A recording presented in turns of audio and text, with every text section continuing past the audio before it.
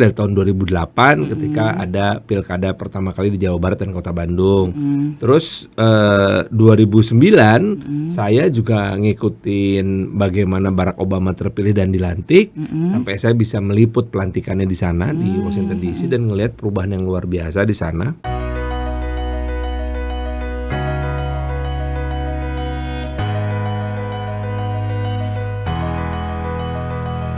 Assalamualaikum warahmatullahi wabarakatuh. Selamat siang semuanya. Hari ini kita ada di sini kembali ke studio Muhammad Subakir di KPI.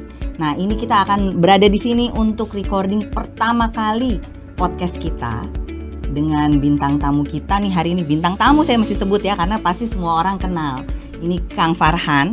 Kang Farhan nih saya sih taunya dulu MC ya Kang ya. Dulu. MC. Terus saya bilang komedian apa pemain sinetron ya? Enggak komedian, soalnya enggak lucu. Lucu sih Kang. Kamu paling bisa. Paling bisa ini yang emang. paling saya seneng nih. Oke, terima kasih loh dikatain lucu. Terus waktu rambutnya belum seputih sekarang. Oh, oke. Terus sekarang udah merambah menjadi anggota DPR. Yep. Ya, wakil rakyat. lumayan lah. Ya. Jadi nambah putihnya banyak rambut gara-gara mikirin negara ya. Aduh iya. Kayak penting aja. Punten atuh ya gitu. Kang ya, jadi bikin pusing kayaknya. Kalah. Ya, oke. Tapi kita sebelumnya kita akan berbicara dulu dengan Kang Farhan nih. Kang Farhan ya Kang, nggak apa-apa ya. Ya. Kita bukan di ruangan anggota dewan, jadi Oke. biar lebih akrab Siap. kita akan ngobrol-ngobrol. Sebelumnya saya tahu beliau tuh sebagai artis dan lain-lain lah ya. Ya, Terus saya juga tahu kalau beliau nih sport enthusiasm. Saya Ya. bilangnya sport enthusiasm Kang, Ya. karena bukan atlet. bukan dijadikan profesi. Dan tapi hebatnya beliau ini itu sampai jadi triathlon. Iya, karena triathlon itu olahraga untuk orang yang memang nggak bisa ngebut. Tapi kan latihannya 3 olahraga Kang, bukan cuma 1. Kalau lari latihannya lari, duathlon lari dan sepeda Karena gitu. gini, biasanya orang-orang yang triathlon itu adalah kan kita melakukan 3 cabang olahraga ya. Karena kita berenangnya nggak bisa cepat, sepedaannya nggak bisa ngebut, larinya juga pace-nya rendah. Jadi supaya kelihatannya kuat hebat, gabungin aja 3-3-nya sekaligus gitu. Oh gitu, jadi gitu Jadi kalau bisa rahasianya. disuruh adu berenang, kalah saya ya, paling buncit. Disuruh adu sepeda, paling buncit. Suruh adu lari, paling buncit. Udahlah, gabungin 3-3-nya aja. Dia begitu dibilang, saya triathlon, wah keren banget gitu. Padahal biasa aja sih. Lucu kan? Siapa yang bilang nggak lucu? Tapi pertanyaan saya ini buncit masalah urutan apa secara proporsional nih Kang? Oh, secara bentuk badan sih kalau buncit. Oke, terus waktu akhirnya memutuskan untuk jadi anggota dewan nih Kang, itu kan kayaknya agak beda ya? Dari tahun 2008 ketika ada pilkada pertama kali di Jawa Barat dan Kota Bandung. Terus 2009 saya juga ngikutin bagaimana Barack Obama terpilih dan dilantik, sampai saya bisa meliput pelantikannya di sana di Washington DC dan ngelihat perubahan yang luar biasa di sana. Dari situ mulai tuh terbangun keinginan saya untuk mulai masuk ke politik. Tapi memang ternyata mendapatkan restu untuk masuk ke politik jauh lebih susah sih. Susah sih, nggak semua orang setuju, nggak semua orang juga orang terdekat kita ya memberikan restunya. Beberapa orang bahkan mengatakan, ngapain sih lo masih bisa berkarir di dunia entertainment, masih lumayan laku gitu, masih bisa. Bahkan manajer saya juga bilang, ngapain lagi sih gitu, udahlah jadi MC aja udah enak gitu. Ya enggak sih, jadi akhirnya saya masuk ke partai, jadi calon anggota DPR, ikut pemilu sehingga Tahun berapa tuh Kang pertama? 2019. 2019. Sehingga Desember 2018, tanggal 8 Desember 2018 adalah kontrak kerjaan MC terakhir Oh oke. yang gue tanda tangan. Terus ada satu lagi ikatan. Kerjaannya cuma ngekor, Bu. Oh apa itu namanya? IKUT. Ikut-ikutan ya. Terus saya nggak percaya, jadi saya percaya sama IKPI aja. Betul. Jangan ikut jangan ngikutin yang ika lainnya itu. Jangan. Kecuali ikanya cantik, umurnya masih 21. Oh, itu lebih berbahaya, Bu. Itu lebih berbahaya. Karena dia Bisa akan berpengaruh menyedot kekayaanmu lebih jahat daripada Direktorat Jenderal Pajak. dan bisa merusak karir sebagai anggota legislatif. Serta rumah tangga. Betul, itu berbahaya. Oke, ini agak ngelantur ya, tapi nggak apa-apa. Kita mau coba ngobrolnya tuh memang yang enteng-enteng aja gitu ya. Terus kalau informasi tentang bagaimana cara bayar pajak, pelapor pajak, yang kayak gitu. Itulah, orang malas dan bodoh seperti saya itu sangat dibantu. Saya nggak bilang bodoh loh, saya bilangnya belum tahu. Oke, orang yang Belum tahu. malas, belum tahu sehingga saya bodoh. Udah malas belum tahu ya bodoh dong. Untuk ngikutin pajak, akhirnya yang saya lakukan adalah saya datang aja ke kantor pajak dan nanya, saya mau bayar pajak, tolong dong. Itu namanya menyerahkan diri gitu ya jadinya. Menyerahkan ya? diri. Ya. Nah, jadi ternyata sekarang saya baru tahu di KPP itu, KPP kan punya AE, istilahnya AE. AR ya, apa sih? Account representative. Account representative. Iya. Oke, yang membantu kita untuk ngarahin gitu. Kalau ternyata kita udah ribet banget, dia bahkan menyarankan untuk ketemu aja nih ada konsultan pajaknya. Nah, itu saya sih sangat kebantu. Buktinya tahun 2019 sebelum saya ketika akhir kan gini, anggota DPR itu begitu dinyatakan jadi anggota DPR tuh dapat keputusan dari KPU, dapat SK KPU, artinya harus menjadi anggota. Tapi sebelum dilantik itu harus melengkapi berbagai macam laporan. Laporan harta kekayaan penyelenggara negara atau LHKPN, laporin ke KPK. Ya, itu mesti jujur. Jangan sok miskin. Harusnya malah sok kaya dong. Enggak, ini ternyata banyak yang sok miskin. Oh, banyak kan malah Dia sok miskin. ngaku aja, ngaku apa adanya gitu. Dan ketika saya lapor si orang KPK-nya gini, Bapak yakin Pak hartanya segini? Iya, Bapak mending gak kaya gitu. Aku tersinggung. Itu bukan sok miskin padahal. Enggak, emang enggak kaya aja. Kalau aku tuh untuk kemarin sebelum Padahal artis loh. waktu artis mobilku 4. Nah, Begitu nyalek mobilku tinggal 1. yang 3 dijual. Oh, tapi mungkin 4 tinggal 1, tapi yang satunya gantinya levelnya yang lebih di atas kali. Enggak, yang paling tua umurnya nomor 8 tahun sekarang mobilnya belum aku ganti-ganti. Plafonnya udah doyong gitu, aku mau ganti ntar. Mobil plafonnya. Coba tolong difotoin di bawah mobil kemarin. Oh, jangan nggak? ini kan Plafonnya mobil, doyong. Ini mobil dinas, beda lagi. Mobil dinas masih bagus. Cakep dong. Wakil Cakep. rakyat gak boleh pakai mobil butut. Iya sih. Gue nggak ngelawan gitu. Nah terus laporan harta kekayaan penyelenggara negara itu mesti jujur sejujur-jujurnya. Udah tak kasih tahu. Udah gitu ditanya, Pak, laporan pajak terakhir. Aku baru ingat. Oh iya, gue mesti lapor pajak. Maka saya cek, ternyata laporan pajakku 2016 sampai 2018 waktu itu nggak beres, berantakan. Haheho. Padahal dari 2009 sampai 2015 itu aku tak beresin rapi karena aku saking takutnya pernah itu aku bayar lebih pajak. Oke, lebih bayar. Ya lebih bayar. Lebih bayar ternyata lebih ribet daripada kurang bayar, saudara-saudara. Ini saya kasih tahu ya yang nonton ya. Daripada bayar pajak lebih, mendingan bayar pajak kurang. Mungkin lebih tepatnya daripada lebih bayar cuma sedikit. Kalau lebih bayarnya banyak ya diurus atuh Kang. Ya itu makanya saya teh diusut bukan diurus lagi. Ya Allah, itu dari 2006 sampai 2015 gue diusut ya. Padahal maksudnya teh aku teh mau ngasih ya buat negara saya rela lah. Shit gitu. Kan zakat bayar, pajak bayar gitu. Ternyata lebih bayar. Akhirnya aku urusin setiap tahun.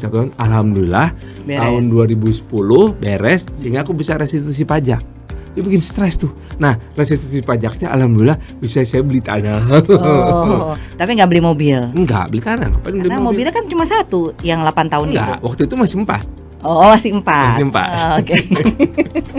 Pembahasan mulai nggak penting, nggak Iya. apa-apa. Nah, kemudian 2016 saya memutuskan, gue bayarnya kurang aja deh, gitu. Kurang. 3 tahun ternyata numpuk-numpuk sama denda kan. Ternyata teori Kang kurang Maran. bayar salah juga. Salah kalau juga gitu. ternyata. Kang Maran, Anda nih kurang bayarnya banyak banget nih, didendanya banyak juga. Jadi rupanya kalau kurang bayar, itu begitu dibayarin, nanti 6 bulan kemudian lapor, Pak gimana pajak saya? Masih kurang, bayar. Jadi dendanya nggak banyak. Lah gue 3 tahun kemudian baru, denda saya berapa? Wah dendanya ya Allah banyak banget. Artinya penghasilannya banyak banget, Kang. Karena gini, denda itu dihitung dari hutang pajak yang terhutang. Oh kan waktu itu artis kaya raya. Oh iya. Iya kan? Oke. Jadi akhirnya aku pajak, bayar tuh, ngok gitu bayar. Aduh, gitu kan ya. Setelah itu datang lagi si KPP-nya, Pak Farhan masih ada masalah nih. Apa? Bapak belum bayar denda? Ah tidak. Dendanya 150%. Iya, karena Iya udah kan? pemeriksaan. Udah gitu, ini kesalahan saya, ini saya salah. Saya itu kan jual mobil kan, salah satu mobil termewah di dunia, STNK diganti nama. Oke. Sehingga yang terjadi adalah gini, Bapak masih punya tunggakan pajak apa namanya? Pengumuman pajak sukarela itu apa namanya? Waktu itu tax amnesty 2015. Iya. Padahal harganya 1,5 miliar itu mobil. Kaya banget dulu Waktu ya. itu.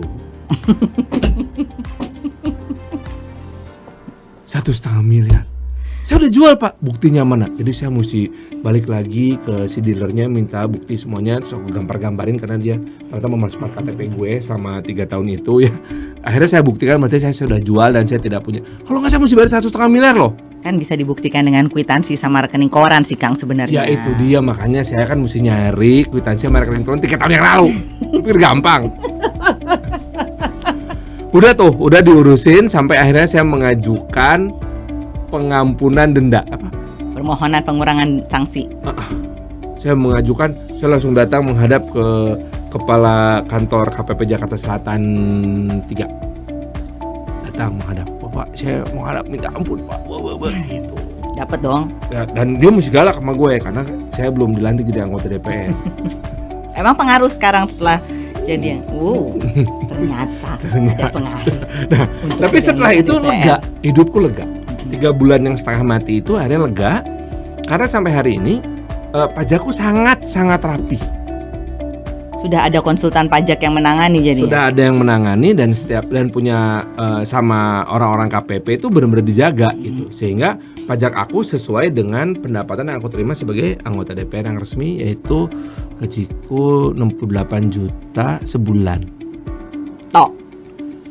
Gaji plus tunjangan-tunjangan itu, dan bayar pajak seperti biasa setiap tanggal sebelum tanggal 1 April. 31 Maret. Pokoknya sebelum tanggal 1 April aja. Deadline-nya sebenarnya 31 Maret kan. Oke. Pokoknya begitu tanggal 1 Maret orang kok udah kering, Pak, isi formulir. Gitu. Oke, nih Kang, sekarang nih kan pemerintah tuh kita lagi menggiat-giatkan ya supaya biar semua orang tuh gampang. Jadi saat keluarlah nih PMK tuh menyatakan kalau 112 itu tahun 2022. Itu menyatakan kalau NIK itu nantinya akan menggantikan NPWP. Ya. Jadi sekarang ini orang-orang yang memang sudah memiliki penghasilan di atas PTKP tapi belum punya NPWP maka akan tergantikan nih sama NIK. Sebenarnya fungsinya NIK itu juga udah mulai dari sekarang sih Kang. Ya. Misalnya gini nih, contohnya deh Kang Farhan punya mobil tapi nggak Kang Farhan masukin di SPT, tuh muncul tuh Kang nanti disuratin tuh dapat surat cinta dari DJP. Nih Kang Farhan punya mobil tapi nggak mau ngaku punya mobil gitu. Gitu. Kalau istri saya yang punya, Kan istri mengikuti suami NPWP-nya. loh orang saya yang ngikutin istri kok. Ih, hebat banget kalau gitu Mbak Aya. Istri aja lebih kaya. Oh hebat, pinter cari istri kalau Harganya gitu. bener. Jadi itu kan moto Kalau caranya. kalau cek LHKPN ya, aset atas nama istri saya nilai totalnya jauh lebih tinggi daripada aset atas nama saya. Ya nggak apa-apa kan yang mengabdikan diri kepada negara tuh Kang. Kak, karena mertua saya kaya raya. Ini udah dibantu loh mau diangkat biar nggak terlalu kelihatan matre. Malah ngungkapin sendiri. Saya agak bingung jadinya jadi host mesti bersikap gimana. Simpatik aja sama saya mah. Iya. Nah itu Yang swasta maupun pemerintah nggak dimasukin ke dalam laporan pajak, dan biasanya banyak di antara kita bisa menikmati gaya hidup ekstra itu dari tunjangan-tunjangan. Karena biasanya pendapatan gaji utama kita itu memang habis untuk kebutuhan kehidupan, bayar kontrakan, bayar listrik, bayar. kan disediain rumah bukan dari pemerintah buat anggota dewan. Yang bayar pajak, yang bayar listriknya siapa? Tapi kan nggak bayar kontrakan jadinya. Loh, Saya mau mulai keluar julidnya ya. ini kan saya termasuk orang lain juga. Oh, gitu, oke. Saya di Bandung rumah masih kontrak. Karena rumah lama saya jual. Kenapa dijual atuh? Beliin yang lebih gede. Terus dikontrakin. Aku tinggal kontrak rumah kecil. Ini nggak ada hambal-hambalnya loh. Loh, ini katanya mesti jujur. Jujur Kang. Iya. Gak apa-apa, kita menyenangi Jadi kejujuran. rumah saya yang lama itu saya jual di Bandung. Ya. Kemudian saya Beli rumah yang lebih beliin besar. patungan sama temen, beliin satu komplek. satu tempat komersil terus dikontrakin dijadiin tempat usaha gitu. Nah, aku sama istriku ngontrak rumah kecil Di Bandung. Di Jakarta teh ada rumah sendiri. Di Jakarta nggak ada di Tangerang Selatan. Sama di Bogor. Tangerang Selatan tuh cuma berapa kilo dari Jakarta tuh Kang? Jauh Deket. Coba kamu ke Ciputat. Saya teh main ke Bintaro, lari di Binloop. Wah, kamu hebat banget. Itu nggak jauh. Iya Kang.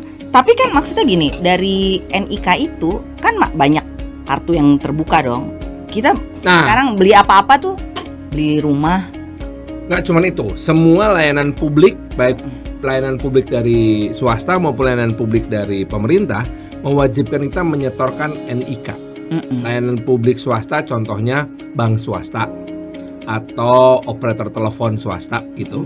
Kan mereka minta NIK, ya kan? Dan tanpa memberikan NIK, maka kita tidak bisa mendapatkan layanan tersebut. Betul. Gitu. Nah, maka yang perlu diperhatikan adalah apakah ada aturan tata kelola untuk pelindungan data pribadi yang dikumpulkan, disimpan, dan dikelola oleh si lembaga tersebut. Kalau ternyata mempertanyakan hal itu, saya bisa jawab. Kita baru saja mengesahkan Undang-Undang Pelindungan Data Pribadi yang akan memaksa lembaga yang melakukan pengumpulan, penyimpanan, dan pengelolaan data pribadi untuk memenuhi standar keamanan tertentu yang akan ditetapkan oleh 1. Badan Sandi dan Siber Negara, 2. Kemenkominfo sebagai penerbit pelayanan sistem elektronik, dan juga oleh sebuah badan baru yang akan dibentuk oleh pemerintah berdasarkan Perpres yang fungsinya adalah melakukan pengawasan pelindungan data pribadi. Nah, itu sendiri sekarang gini Kang, kalau balik ke masalah perlindungan data pribadi ya, Jangan pakai R. Pelindungan. Oke, pelindungan bukan perlindungan ya. Ya. Oke, dikoreksi saya. Maaf. Gak apa-apa. Itu kalau misalnya kita anggaplah kita diperiksa pajak. Jadi sekarang semuanya juga udah kebuka dong. Oh ya, jadi kalau dulu kan agak sulit ya. Artinya Kementerian Dalam Negeri harus ikut standar RUU PDP ini. Kementerian Keuangan, Direktorat Jenderal Pajak harus ikut PDP ini.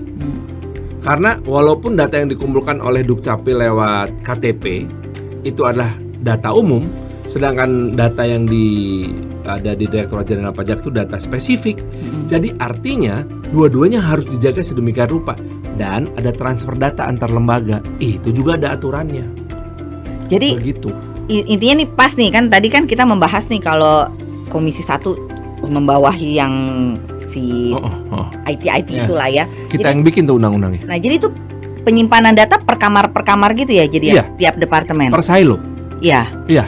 Jadi nanti akan dibangun pusat data nasional yang isinya adalah silo-silo independen semua lembaga negara dan layanan publik milik negara. PDN itu akan ada di 3 provinsi nanti. Tapi gimana bisa ketahuan misalnya gini nih, Kang Farhan punya tanah gede banget di Bandung gitu oleh orang pajak, sementara datanya tanah itu kan yang nyimpen kan agraria kehakiman ya, sampai begitu ya, penilaian setara sampai atau segitu tidaknya. Dan nanti ditandatangani mudah-mudahan pada G20 di November. Oh, yang di Bali nanti. Yes, kenapa? Karena yang namanya data itu sekarang jauh lebih mahal daripada emas berlian. Bisa beli tanah ya? Bisa beli tanah. Aku bisa menghilangkan kekayaanmu atas tanah yang kau miliki. Kalau aku bisa akses ke BPN, aku ulangi, Kan banyak tuh Kang yang masalah tanahnya toto berubah namanya. Oh, kalau itu pemalsuan. Iya kan? Hmm. Itu di bawahnya Kang Farhan juga dong Enggak, harusnya. itu Komisi 2. Oh, Komisi 2. Betul. Ada kan sama-sama datanya juga. Ya datanya sih semua juga sama seluruh dunia. Jangan salahin gue dong. Jadi salah gue, salah teman-teman gue. Nanti saya di-ban sama Komisi 1. Nggak akan. Oke, Kang. Tapi ya Kang ya, sekarang kita bicara masalah ini nih Kang.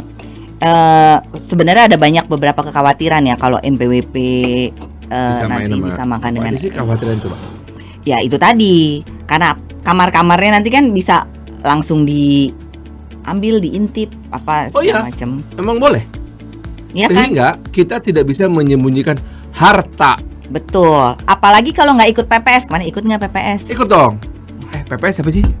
Program pengungkapan sukarela. Iyalah ikutlah, harus. Masih ada lagi yang harus dilapor di PPS. Harus. Kan aku baru saja mengkonversi dari rumah di Bandung menjadi penyertaan di sebuah gedung komersial rame-rame. Oh, gedung rame-rame. Itu kan aku laporin bahwa ini udah gue cairin ya, gue ubah menjadi saham penyertaan gitu.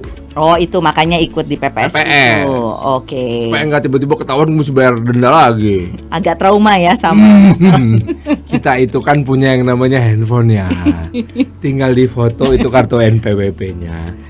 Disimpen dong file foto ini. Cuma kadang-kadang mereka nggak bawa Kang, itu udah kejadian. Ya, itu namanya edukasi. Maka kewajiban dari Ikatan Konsultan Pajak Indonesia memberikan edukasi kepada masyarakat. Makanya mesti dibantu lah sama anggota DPR seperti saya Kang perintahkan. Tapi memang agak susah, terutama ketika saya melakukan edukasi kepada masyarakat di wilayah ya. Karena di wilayah itu pasti akan mempertanyakan, Pak, kalau saya bayar pajak terus manfaatnya gimana? Sayangnya memang pajak itu memang tidak akan pernah memberikan manfaat langsung. Betul. Nggak pernah, beda sama retribusi parkir misalnya. Kalau retribusi parkir, begitu kita bayar parkir maka kita dapat space parkir, gitu ya, spot parkir, bahkan dapat tukang parkir yang markirin. Kiri. Di negara lain nggak ada tuh padahal. Di Indonesia. Ya, bahkan gue ke negara Afrika, ke negara-negara perang gitu, Amerika Selatan yang sama miskin sama Indonesia, nggak ada tukang parkir. Cuma ada di Indonesia ada tukang parkir. Pokoknya hidup kita mewah banget udah. Memang enak banget. Kita bikin laporan fiktif karena laporannya very meticulous. Tapi nggak masuk ke rekening pribadi jadinya. Rekening khusus, rekening pribadi. Tapi atas nama rekening anggota DPR yang dibuka di Bank Mandiri DPR. Pada saat yang bersangkutan nggak lagi menjadi anggota dewan, itu rekening otomatis tutup atau gimana? Nggak, masih dibuka. Oh, tetap Tapi dibuka. isinya dikit. Karena nggak ada lagi yang ngisi. Lebih Itu sebuah cerita saya tentang bagaimana pemanfaatan uang pajak tersebut. Gitu. Betul. Dan memang kita tujuannya sebenarnya gini, Kang. Dengan adanya NIK ini diharapkan orang-orang yang memang sebenarnya punya kemampuan untuk membayar pajak bisa untuk lebih diajak, ayo dong kita. Ya. Makanya saya tuh kadang-kadang suka gini sih. Kita harus membuat sebuah narasi. Narasi orang miskin itu atau orang tidak mampu itu mesti dilakukan rephrasing. Dan saya harapkan dengan perubahan atau mengintegrasian NIK menjadi NPWP ini bagus. Karena apa? Karena banyak orang yang kemudian merasa bahwa dirinya miskin atau tidak mampu, padahal enggak. Contohnya gitu, dari segi kepemilikan punya motor, punya mobil, tapi tetap merasa saya berhak atas sebuah subsidi, baik itu subsidi gas, subsidi BBM, nggak mau bayar pajak, lalala lili gitu. Tapi kan pertanyaannya gini, kok lu bisa punya mobil? Semurah-murahnya mobil berapa? Iya. Belum perawatan, ya kan? Gitu. Apalagi mobil pribadi, bukan mobil untuk operasional barang, angkut barang, mobil niaga dan lain-lain gitu. Nah, perubahan ini akan membangun kesadaran kepada masyarakat bahwa dari kesadaran bahwa kalau nggak bayar pajak gue akan dapat masalah. Kalau sekarang kan kesadaran kita adalah kalau nggak bayar pajak gue akan dapat masalah. Ya, itu berubah menjadi bahwa saya butuh bayar pajak. Untuk apa? Untuk saya bisa mendapatkan layanan publik yang saya butuhkan. Betul. Gitu. Nanti bisa ketahuan dong kalau misalnya kita butuh layanan publik, ini belum bayar nih pajaknya. Bisa. Iya kan? Kang, itu kan sekarang jadi ceritanya nih karena Kang Farhan mengalihkan dari tanah tadi itu ya menjadi gedung besar itu ya, otomatis kan pasti punya pegawai dong. Oh ya punya. Ada nggak yang nggak punya NPWP? Nggak semua harus punya NPWP karena perusahaan saya WAPU. Wajib pungut. Wajib pungut. Ya, tapi nggak wajib pungut anak. Pungut pajak. Jadi semua yang terima duit dari kantor saya potong pajak. Punya nggak vendor yang nggak punya NPWP? Punya nggak? Vendor yang, wah itu dia gue belum ngecek. Tuh, dicek atuh. Karena ada beberapa vendor saya teh yang usaha-usaha mikro gitu, jual tahu, jual konveksi gitu. Itu sih sebenarnya ada kebijakannya Kang, masalah itu. Masalah kalau mereka tuh UMKM memang masih mendapatkan fasilitas bebas pajak. Kaos kampanye kan saya beli yang murah-murah tuh. Nah itu biasanya tuh konversi di gang. Mereka badan hukum aja nggak punya. Nah makanya sekarang kan, walaupun mereka nggak punya NPWP, tetap pakainya NIK nih Kang sekarang. Nah, berarti mereka bisa dipajakin dong? Nggak dipajakin juga, mereka tetap bebas pajak. Tapi tetap Kang Farhan sebagai pengguna harus mendaftarkan. Pengguna jasanya mereka tuh tetap harus nulis tuh nanti. Bahwa saya beli kaos 500 pieces dari yang ada muka saya itu gitu. Pak Udin, muka saya salah cetak. Cetak muka orang. Harusnya saya angle kanan, nggak angle kiri. Bener, gitu ya kan. Sablonnya kebalik ya filmnya. Terus berarti saya masukin tuh NIK-nya. Betul. / NPWP-nya.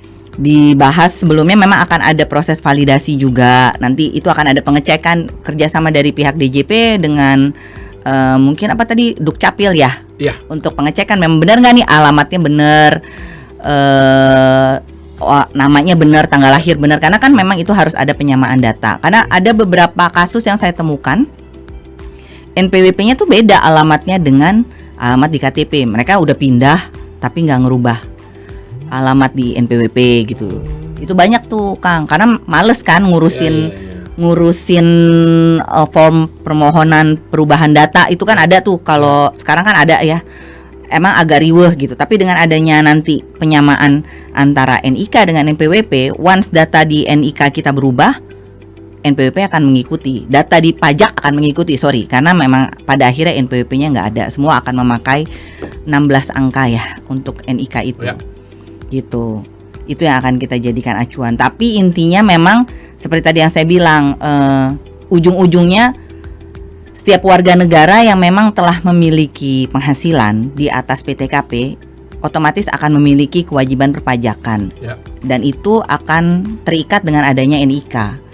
Kalau dulu kan masih bisa kabur-kaburan, nggak punya NPWP jadi nggak usah lapor gitu kan, ada tuh. Padahal sekarang kalau nggak punya NPWP kan potongan pajaknya lebih gede ya. Itu benar. PPH ya. Betul. Iya. Itu benar banget. Nah itu kan sebenarnya merugikan ya, merugikan karyawan karena itu kan dipotong langsung. Iya, dan itu dipotong langsung dari penghasilannya mereka. Atau kalau misalnya itu ditanggung oleh perusahaan, rugi juga perusahaan jadi keluar biaya ekstra gitu. Mending kalau karyawan cuma satu. Nah karyawan 2.000. Kalau ada 2.000 kan kalau perusahaan besar ngurusin gedung gede gitu kan nggak cuma 100-200 pasti pegawainya kan. Gedung saya nggak gede Bu, cuma 3 lantai Bu. Luasnya cuma 240 meter Bu. Saya cuma mau membeli apa yang tadi Bapak jual loh Pak. Iya. Jadi begitu Kang, memang tujuan kita seperti itu supaya mendukung program pemerintah lah gitu. Supaya ya buat vaksin nanti ada booster kedua katanya. Betul ya kan? Dan mesti ada peningkatan gaji anggota DPR. Itu nanti tolong diedit. Emang kalian gak rela ya kalau gaji anggota DPR tinggi ya? Udah tinggi bukan Kang? Kenapa masih ditanya rela? 8 juta. Ya kan ada 2,5 miliar tadi. Loh itu bukan penghasilan, itu kewajiban, hei. Gila ya. Lain, itu bukan penghasilan, itu kewajiban. Saya wajib menyalurkan uang itu kepada masyarakat. Nah, masyarakat yang menjadi pemilih saya. Tentu saja pemilih saya nomor 1 lah istri saya, lalu anak saya, orang tua saya, pemilih saya. Yang begini nih, Pak Adil kamu mesti benar-benar hati-hati nanti dalam mengedit ya. Loh mereka pemilih semua, mereka warga negara Indonesia bukan? Ya kan? Punya hak yang sama dengan warga negara Indonesia yang lain. Kacau nih, kacau. Ini bisa nggak kepilih lagi loh Kang nanti loh Kang kalau nggak saya edit. Oh, pemerasan ini maksudnya.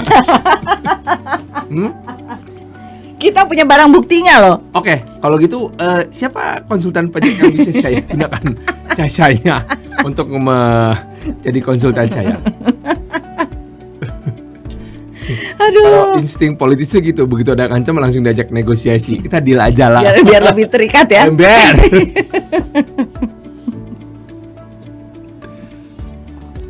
Ya begitu Kang. Jadi intinya tolong dibantu disosialisasikan ke warga-warga mungkin. Ya. Nanti kalau misalnya lagi kampanye atau lagi jalan-jalan. Kira-kira tahun berapa sih itu akan? 2024 pastinya sudah. Tahun ini sudah berjalan Kang. Buat yang belum punya NPWP itu akan secara langsung. otomatis Ya nggak perlu daftar ke kantor pajak kalau zaman pokoknya dulu kan memang kita mesti daftar apa segala macam. Ya memang Kalau sekarang enggak. dipermudah enggak gitu. Tapi memang perlu lebih aware jadinya. Jangan sampai nanti udah 3 tahun baru tahu dapat surat nih, dapat utang pajak terhutang plus denda. Kayak teman saya tadi yang berbicara ada 3 tahun kan, masalah kurang bayar plus denda. Berapa persen? 150%. Banyak loh itu. Iya. Dapat 1 mobil pasti. Lebih. Tuh, kan? Makanya saya minta pengampunan. Saya datang ke negara saya minta ampun gitu. Itu waktu belum jadi anggota dewan dong. Sebelum dilantik.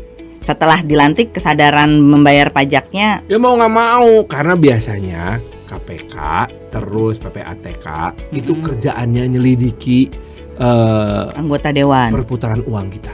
Oh. Secara pribadi itu habis kemana aja, dipakai apa, beli apa gitu. Jadi saya mesti doain Kang Farhan tetap jadi anggota dewan dong biar bayar pajaknya. Kalau tepat kamu terus. ingin negara ini lebih baik, kamu bayar pajak maksudnya. Oh, bayar pajak ya. Iya dong. Iya. Sayang bukan daerah pilihan saya sih, agak susah kalau dari Tebet milih ke Jawa Barat tuh agak susah. Kalau perlu saya pindah ke Jakarta gantiin Anies Baswedan. Susah dong Kang. Kenapa susah? Mau jadi itu? Kamu mau nggak saya pimpin? Tergantung programnya apa tuh. Oh banyak. Kalau Salah cuma satunya mengubah NIK jadi NPWP. itu nggak ada Kang, bukan program lagi. Gitu. Jadi ya, sekali lagi saya mesti menekankan kepada teman-teman mungkin yang mengikuti podcast kali ini, memang dari pemerintah kita mau memberdayakan bagaimana membantu pendapatan negara melalui pajak. Dan selama ini masih banyak warga negara yang sebenarnya sudah memiliki penghasilan di atas PTKP tapi belum memiliki NPWP, sehingga lebih melalaikan kewajibannya dalam hal membayar pajak. Ya, terutama mereka yang bekerja di sektor informal. Betul. Walaupun sebenarnya kadang-kadang yang di sektor informal itu penghasilannya lebih tinggi loh Kang. Seperti yang saya lakukan waktu saya jadi MC. Tuh kan, makanya jadi Sebagai ketahuan seorang kan MC, kurang saya kan bayarnya. bekerja di bidang seni budaya dan olahraga. Betul, Kemudian itu tarif pajaknya dapat 50% potongan. betul. Kemudian saya mengatakan bahwa ini penghasilan tidak tetap. Jadi saya hanya perlu bayar pajak dari setiap kali dapat honor potong, gitu aja. Terus begitu SPT tahunan nggak diakumulasi. Nggak perlu. Nah yang kayak gitu tuh banyak. Apalagi sekarang namanya freelancer, anak muda makin lama makin banyak kan. Betul. Yang kerja online lah, yang jadi Betul. ini jadi itu gitu. Trading Kang. Penghasilan tidak tetap tersebut. Betul. Termasuk capital gain dari saham yang kita miliki. Iya, jadi memang kita seharusnya meningkatkan kesadaran kalau sebenarnya membayar pajak itu walaupun memang kerasanya mungkin buat beberapa orang terasanya kok berat sih, kok mesti bayar pajak sih, ada tuh yang memang saya dengar beberapa kali ngedumel hal-hal seperti itu. Tapi kan sebenarnya seperti tadi Kang Farhan sampaikan, banyak sekali peruntukan dari pajak yang dikumpulkan dari masyarakat ya Kang. Ya itu tadi pembelanjaan APBN, dan terutama belakangan ini yang memang nilainya sangat dahsyat itu adalah Subsidi. penanganan COVID. Ya kan? Penanganan COVID, subsidi listrik, subsidi BBM, Betul. kemudian juga subsidi BPJS kesehatan, itu luar biasa gedenya.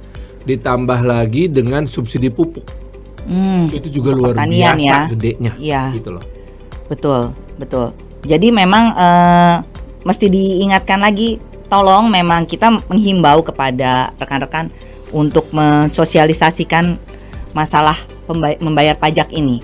Karena memang dari pemerintah juga kita sudah membuat program untuk memudahkan administrasi pembayaran pajak, Kang. Betul. Dan kalau memang kita ingin memiliki negara dengan sistem pertahanan militer yang sangat kuat, betul, kita bayar pajak sebanyak-banyaknya. Biar bisa ganti pesawat yang tua-tua itu ya. Betul. Anggaran yang turun setiap tahun itu hanya 30% dari kebutuhan pertahanan negara yang dibutuhkan oleh Kementerian Pertahanan dan TNI. Hanya 30%. Ya. Gitu, makanya semua tentara termasuk Kementerian Pertahanan itu rata-rata religius. Karena mereka kerjaannya berdoa pada Tuhan semoga tidak ada ancaman militer dan pertahanan keamanan ke Indonesia. Mukanya serius loh, tapi kontennya bikin saya pengen ketawa. Gimana ya? Oh, tapi bener kan? Bener sih. Ya udah. Tuh, kasihan. Kita lagi pengen ngejar supaya minimal kita bisa mengcover 40% dari kebutuhan ideal kita untuk pertahanan keamanan tahun 2024 lewat pajak. Oke, kita closing ya, Kang. Baiklah. Karena udah mulai melantur kemana-mana obrolan kita kalau gitu ya. Ya, sekali lagi minta bantuannya Kang Farhan mungkin ya untuk mensosialisasikan. Bahkan saya makasih banget karena dengan diundang ke podcast ini saya tahu bahwa ternyata pergantian dari NIK menjadi NPWP dan menghilangkan balik Kang, NPWP memakai NIK. Oh ya, NPWP memakai NIK dan menghilangkan nomor NPWP yang lama itu. Nah, pada nantinya saya baru tahu sekarang ternyata prosesnya otomatis. Dengan sendirinya nanti akan ada pemberitahuan mengenai hal tersebut gitu ya. Betul. Baik, terima kasih. Dan mungkin untuk kedepannya lebih tahu kalau misalnya untuk sekarang pun untuk orang-orang yang memang belum memiliki NPWP maka otomatis NIK-nya yang akan dipakai untuk menggantikan. Nggak ada lagi tuh NPWP 000 untuk lawan transaksi. Ya, dan mudah-mudahan ini bisa memberikan kita pengetahuan yang luas dan juga meningkatkan jumlah pembayar pajak tuh Kang yang penting. Rasa kebutuhan bahwa kita mesti bayar pajak. Betul. Karena ketika kita bayar pajak, tidak hanya kita akan memperkuat pertahanan negara, TNI-nya hebat, tapi juga membantu masyarakat, saudara-saudara kita yang tinggal di daerah-daerah terpencil yang belum bisa bayar pajak. Yang paling penting Kang, kalau kita bayar pajak hati kita tenang, nggak dikejar-kejar surat cinta dari pemeriksaannya ada ini nih kurang bayar gitu kan, belum dendanya. Saya pernah soalnya. Iya kan, begitu bayar tenang kan Kang? Tenang. Cuman saya kepikiran bayar sekarang tahun depan harus bayar lagi. Nggak apa-apa. Kalau saya mikirnya gini, alhamdulillah saya masih bisa dikejar-kejar sama orang pajak karena artinya saya punya penghasilan. Oke, betul dong. Iya dong. Itu mesti bersyukur artinya. Bersyukur. Jadi sekali lagi sebelum kita tutup, mungkin pesan dari kami adalah kalau mau tenang jangan lupa bayar pajak supaya nggak dikejar-kejar sama pemeriksa. Ya, betul kan? Dan supaya lebih tenang lagi, gunakan jasa para konsultan pajak yang tergabung dalam IKPI. Oke, kalau gitu dengan ini podcast hari ini saya tutup. Terima kasih Kang Farhan. Terima kasih. Obrolannya sangat bermanfaat. Dia mikir loh, sangat bermanfaat. Saya mencari kata-kata yang paling tepat, tapi selain menghibur, banyak sekali sebenarnya masukan-masukan yang kita tahu seperti tugas-tugas dari anggota legislatif kan yang kita pikir mungkin santai-santai doang, tidur di sidang, jalan-jalan, ya kan. Bener. Fasilitasnya luar biasa gitu. Padahal rumah dinasnya butut. Betul. Enggak juga lu sih. Lu ke Kalibata deh. Itu kita bahas nanti setelah saya closing ya. Oke, sekali lagi terima kasih. Dengan ini saya tutup podcast hari ini. Terima kasih Kang Farhan. Kita akan ketemu di podcast yang kedua dengan materi yang lain. Dan bintang tamu yang lebih baik. Bintang tamu yang lebih serius mungkin ya. Oke, fine. Dengan bincang-bincang pajak kita yang lebih santai tapi juga bisa memberikan banyak manfaat bagi para wajib pajak, juga para konsultan pajak, atau juga mungkin orang-orang yang belum paham pajak sama sekali. Kita akan memberikan obrolan yang memang membuat semua orang jadi mungkin kata lebih tepatnya melek pajak. Oke, ya Kang? Ya, kalau makasih gitu, loh. Iya, saya tutup podcast saya hari ini. Terima kasih dari Studio IKPI Muhammad Subakir. kami tutup. Sampai jumpa. Wassalamualaikum warahmatullahi wabarakatuh. Waalaikumsalam warahmatullahi wabarakatuh.